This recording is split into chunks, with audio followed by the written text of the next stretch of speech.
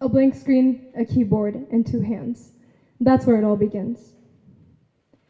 The journey that the writer starts with is beautiful and spiritual. It's not tangible at all, but it is everlasting. Now, it is the start to a new beginning, but this journey is the start to the end of many things.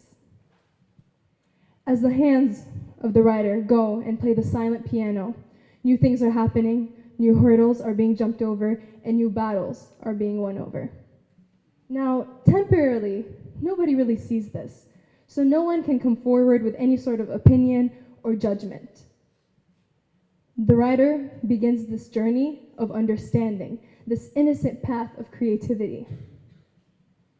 Now, new things that are happening with this writer keep him going, or her, sexist, nice. And they start turning figures into places and places into little worlds that they begin to dwell in.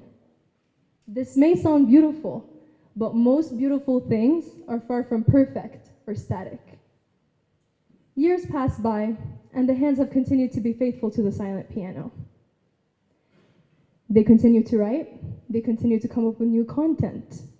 They continue to be isolated.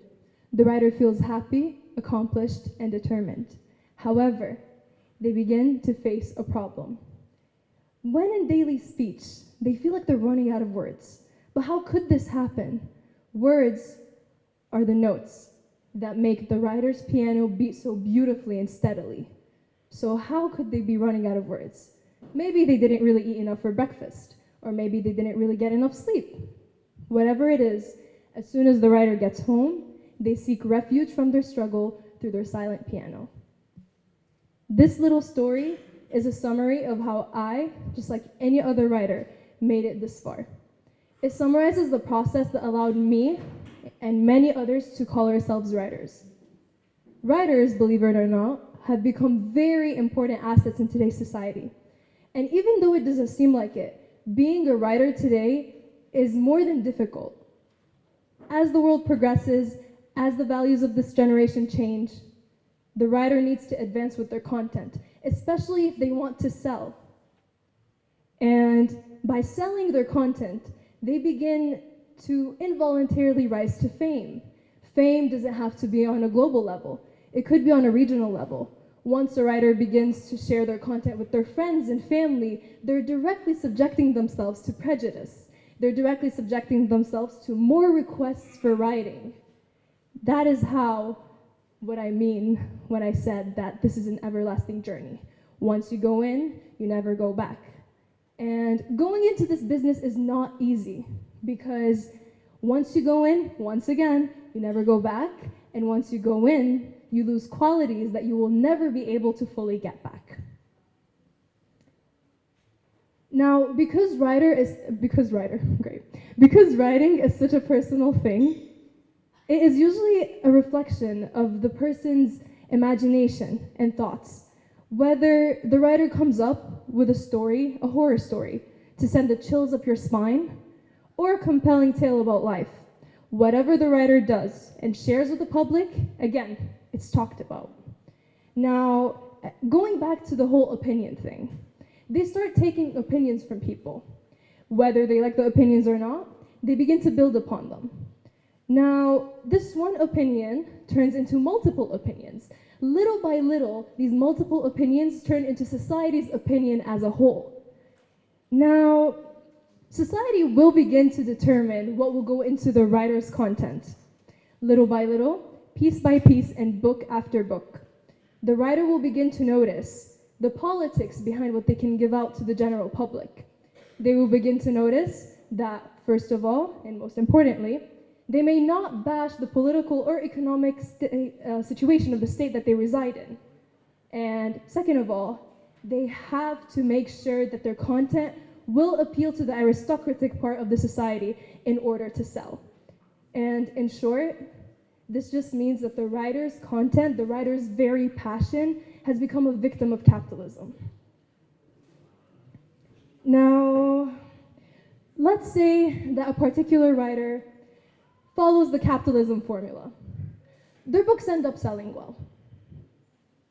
They keep going on in writing, and they find more and more comfort and interest in locking themselves up in a room and being isolated and just shutting the windows and looking at this screen that will not harm them, it will not judge them, it will not scream at them, it will not talk to them. It's a friend, it's there. Now, this isolation can lead to two things. One, either the writer loses purpose and goes frantic, doesn't really have anything to write about anymore. Or two, they come out with a mesmerizing piece, which is usually what happens. Whatever it is, the journey does not end here.